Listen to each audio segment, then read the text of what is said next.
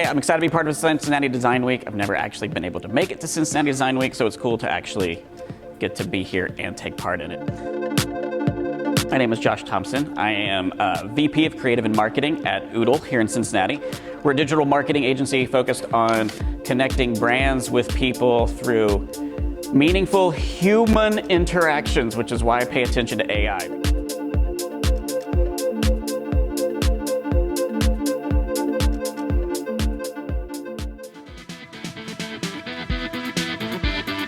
We're going to talk about a little bit, and I say a little bit, about where things started, where it is right now, and possibly, if I really need to fill time, I will wildly speculate about the future of AI.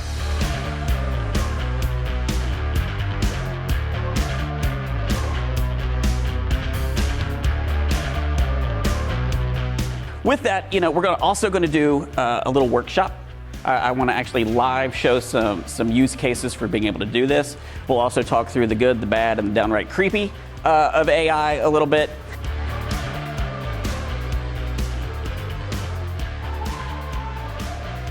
What we'll very briefly talk about is copyright and legal issues with AI. My background is design. I am not a lawyer. I will probably give my thoughts and opinions on things as we go. That's why I'm looking at AI as more of a tool to enhance your creativity, not to actually sit down, throw a prompt at something and say, here, client, use this, go out and be free.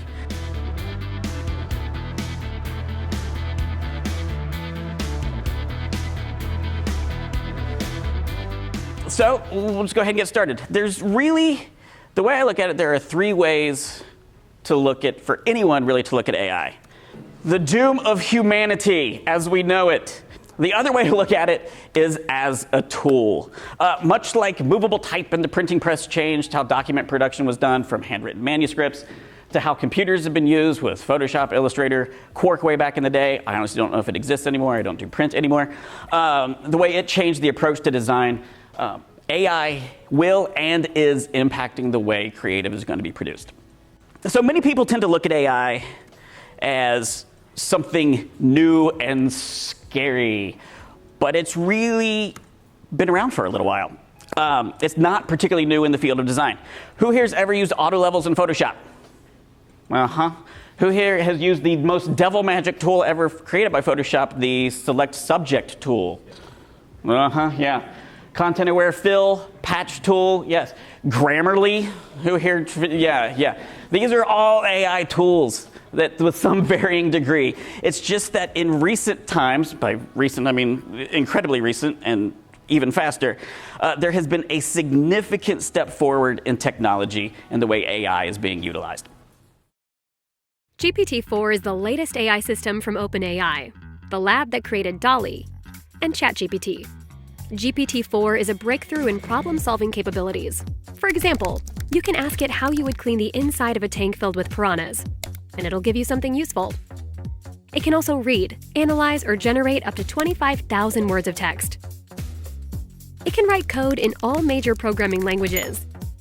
And it understands images as input and can reason with them in sophisticated ways. Most importantly, after we created GPT-4, we spent months making it safer and more aligned with how you want to use it. The methods we've developed to continuously improve GPT-4 will help us as we work towards AI systems that will empower us all.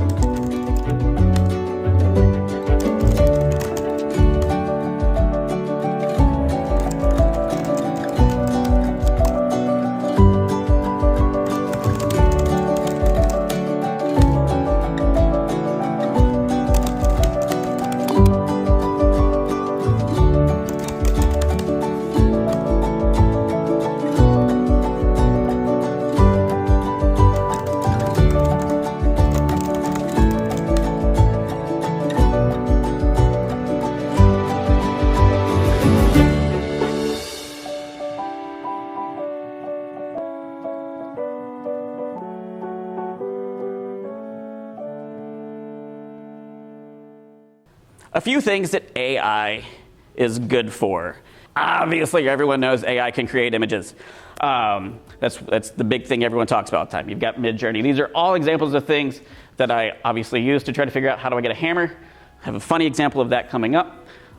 Creating images is an easy, simple way to look at AI. The other one is writing. Obviously, we all know about ChatGPT. It's one of the bigger language models out there.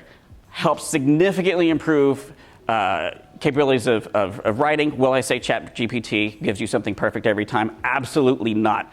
But it can help you get to an idea. When I'm doing writing stuff, I used to have the source.com open constantly. I'm like, oh my God, I need a different word for this. Nice thing with ChatGPT is it can understand context a little bit more. And I could say, I need a phrase that has the same connotation as blank. And it will give me options. Will I use those straight up? Probably not. But do I see words that I like and will want to utilize later? Oh, absolutely. With that, this gets into the slightly less creative aspect of stuff, but it still skews there a little bit. Automating processes and sorting, categorizing data. In my job now, I've gone from producing creative to sitting in meetings all day. But with that, I also have to review and look at reports and unpleasant things like that. I've found using ChatGPT, feeding in CSVs of information, like here's 250 of the top keywords for this website. Break them into thematic categories for me. That starts to let me see what people are searching for at a higher level. Could I do that manually? Yes. Would that take me 30 minutes or an hour? Yes. Took ChatGPT a minute or less to separate those out. Answering some questions. That's the big caveat there, some questions. Another way to look at AI is not so much as doing the work for you, it's helping you learn how to do the work. I was listening to a podcast a couple weeks ago where they referred to AI as augmented intelligence. And this is a great way to utilize AI, things like ChatGPT. Perfect use case in that, I was rolling my sleeves up a while back, getting back to some of my roots, doing some front-end development and some back-end development. I told you I've literally done everything at this point in this industry. Was building a site in HubSpot CMS. I don't know if anyone has used HubSpot CMS. It has its own programming language. ChatGPT knows that programming language. So I said, okay, how do I do an if-else statement in HubSpot? And it's like, oh, they use the special term if-el, because else is too long to write out, apparently. So utilizing that was able to spit out code and show me an example that I was able to then take, okay, I see the context, I see the syntax, let me take that and use that in the way I need to. I've read things online where people use it to the new way of internet stalking people, putting their name in and seeing what LinkedIn information it crawls and pulls up. Even I haven't dipped that low in my internet stalking. I have limits on what I'll do, barely, but that one goes too far. Creating fun, beautiful, original images is as easy as typing a few words. Introducing Image Creator. Now you can express your ideas in seconds. Simply type the words you want as images. Then let Bing and AI do the rest. You'll be amazed at what you create and what you create next. It's super fun. Just type a phrase, then iterate.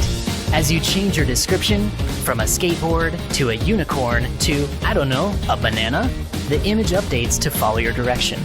You can also play with styles like classical painting, digital illustration, pixel art, hand-drawn, and so many more. So go experiment and inspire others to do the same. Image Creator, beautiful images in just a few words. There's two places that I really have seen so far in some of my exploration with AI. This mostly tends around the image stuff. It can tend to some of the more language models, the text-based things like ChatGPT. But what you're lacking is nuance and consistency. And this is a perfect example here. For this presentation, I specifically tried to use AI as much as humanly possible. That sounds weird to say in a sentence now. But from the landing page we created for our own little registration piece to all the graphics, most of the graphics used throughout this, I used AI. The top image there was when I said, give me a landing page for an event about AI. And it spit out some options. I'm like, that's cool. I really like this graphic. And I wanted to create a graphic that looked like that. So I tried a few options and it didn't work. So then I took that graphic and I threw it into Midjourney and said, give me a prompt for this graphic. And it wrote its own custom prompt to support that graphic. This was his first result. There's no people in that picture.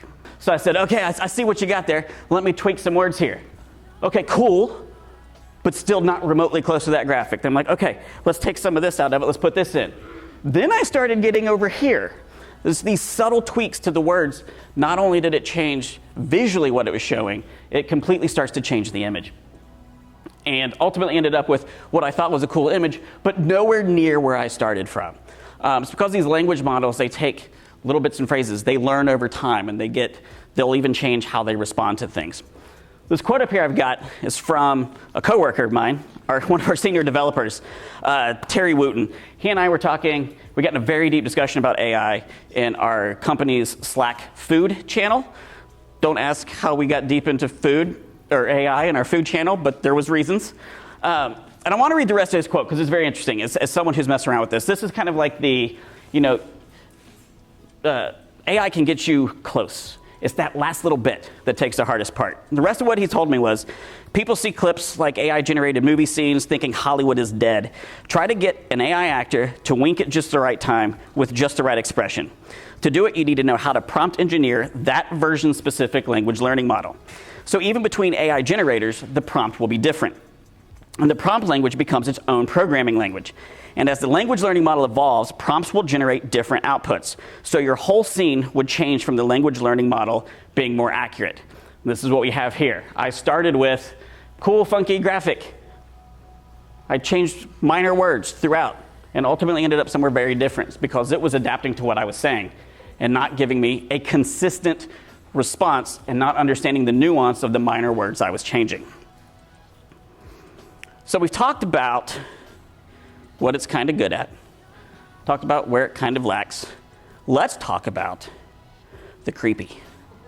This was Midjourney, me trying to get the hammer image at the beginning of this presentation. That's a hammer. I loved the scene.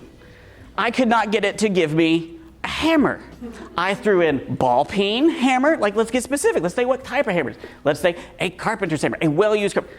The mutated hammers I got were so disturbing. The cat, while adorable, there's something wrong. I was using it, another use case for AI here, image reference. I was trying to do something else I do. I work with a superhero project. We draw superheroes for sick kids or kids with medical conditions and bring their persona to life. One kid had a cat, and I was like, that cat should be flying. So I tried to describe it, and eventually I got to cat doing downward dog, which is also a funny thing to say. And I started spitting out images, and I'm like, oh, this is cool, this is cool. Why does that cat have 3 arms? Also got donut cat, which, while not what I needed, I could see an instance where you maybe would use this. If you got one of those, like, have coffee with cats, and this is like the O in the cat lounge or something, yes. I did not want a hole in the middle of my cat. I don't even know if these are appropriate. This was me testing some things out. We've got a man surfboard, and whatever this is, I hadn't eaten, so it was fine. This one, again, I zoomed in to see it, but this was, if I could back out on that picture, it's kind of a mutant guy who's kind of coming out of what person looked like they were holding a coffee cup, but it's also kind of a piece of paper. I don't know. So still not perfect. It's getting better. These last 2 examples I want to throw up there for a very specific reason. They look fine. They're actually pretty cool images. But I wanted to pull these up because of bias. Specifically for Midjourney, for these images to come up, I said, I want an image of a game show, retro-futuristic, with a cheesy game show host and contestants. And what it gave me was 3 white guys. There is an inherent, unfortunately, learned bias in some of the AI models.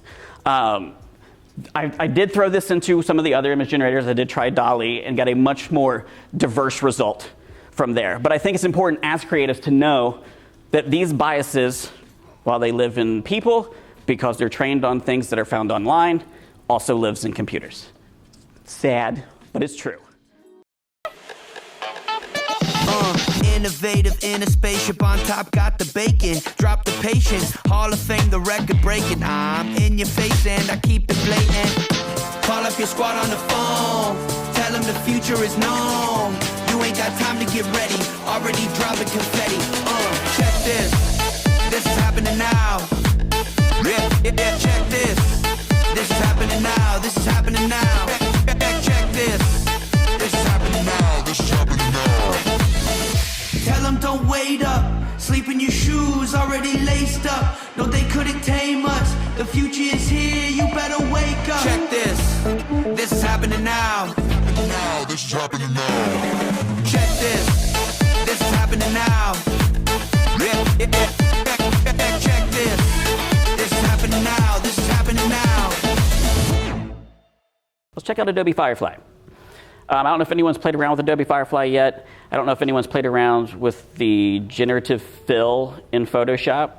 I did for this presentation and promptly panicked. So the image earlier on, I don't know if you remember, the creepy robot. That I generated in Midjourney. That is a square image. I used generative fill in Photoshop to give me the rest of the background. It also built the rest of the robot's shoulder and gave me a lot of options for that. It was very creepy and disturbing.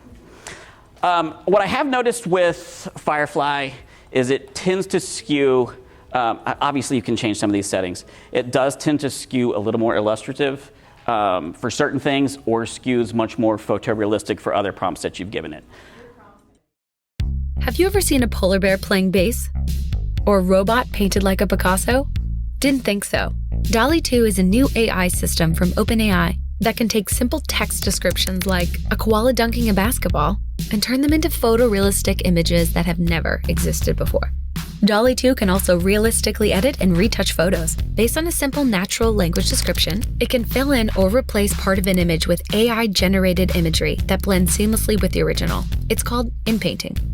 In January 2021, OpenAI introduced DALL-E, a system that could generate images from text, like this avocado armchair. DALL-E 2 takes the technology even further with higher resolution, greater comprehension, and new capabilities, like in-painting. It can even start with an image as an input and create variations with different angles and styles. DALL-E was created by training a neural network on images and their text descriptions. Through deep learning, it not only understands individual objects, like koala bears and motorcycles, but learns from relationships between objects. And when you ask DALL-E for an image of a koala bear riding a motorcycle, it knows how to create that or anything else with a relationship to another object or action. The DALL-E research has three main outcomes. First, it can help people express themselves visually in ways they may not have been able to before. Second, an AI-generated image can tell us a lot about whether the system understands us or is just repeating what it's been taught. Third, DALL-E helps humans understand how AI systems see and understand our world. This is a critical part of developing AI that's useful and safe. The technology is constantly evolving, and DALL-E 2 has limitations. If it's taught with images that are incorrectly labeled, like a plane labeled car, and a user tries to generate a car, DALL-E may create a plane. It's like talking to a person who learned the wrong word for something. DALL-E can also be limited by gaps in its training.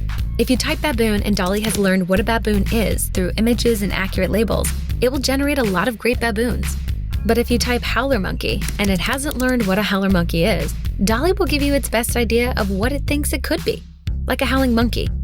What's exciting about the approach used to train DALL-E is that it can take what it learned from a variety of other labeled images and then apply it to a new image. Given a picture of a monkey, DALL-E can infer what it would look like doing something it's never done before, like paying its taxes while wearing a funny hat. DALL-E is an example of how imaginative humans and clever systems can work together to make new things, amplifying our creative potential.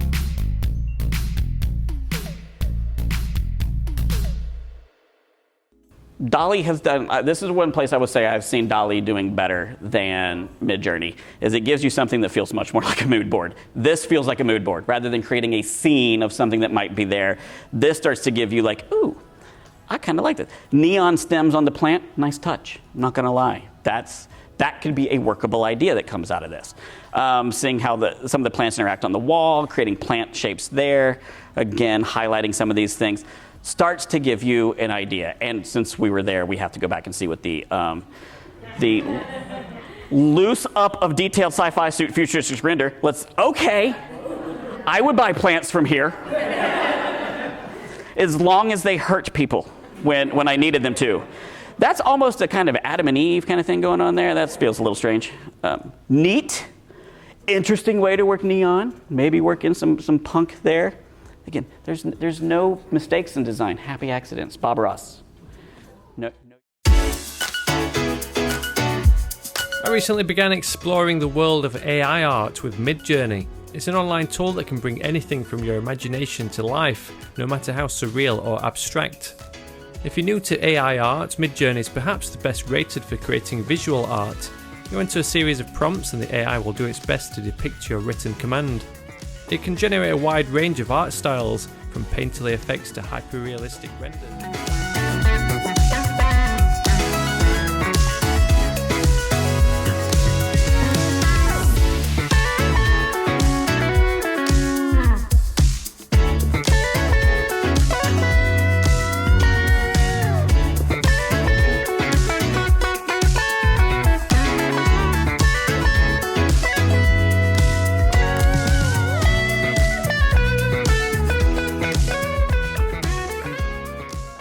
Midjourney, and we're going to use a tool called Wizard. It's U-I-Z-A-R-D. I, because they spell it like that, like to over-enunciate it and pronounce it Weezard. To my coworkers, it's Weezard. Wizard uses AI. You can use it to, it's got some interesting tools. This magic down here, the auto designer. You can describe a user interface, and it will spit out something that's mildly poo-poo at this point.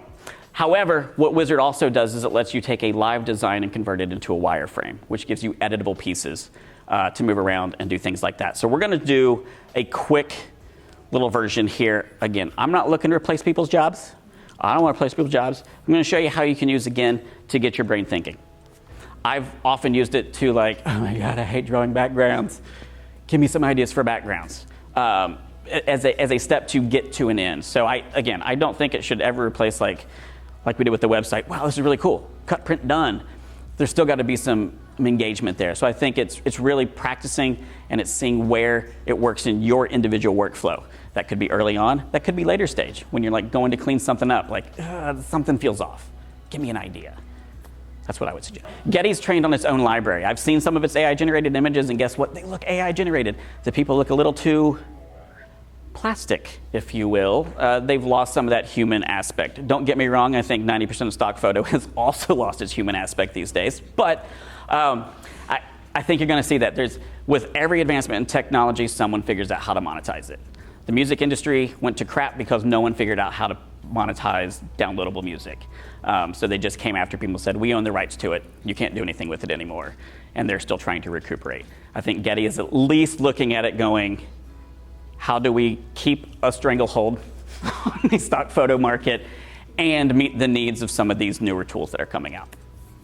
That would be an unpleasant job. Because if you remember early in the presentation, we talked about the more the language model learns, the more it changes. So every time it gets smarter, you have to change.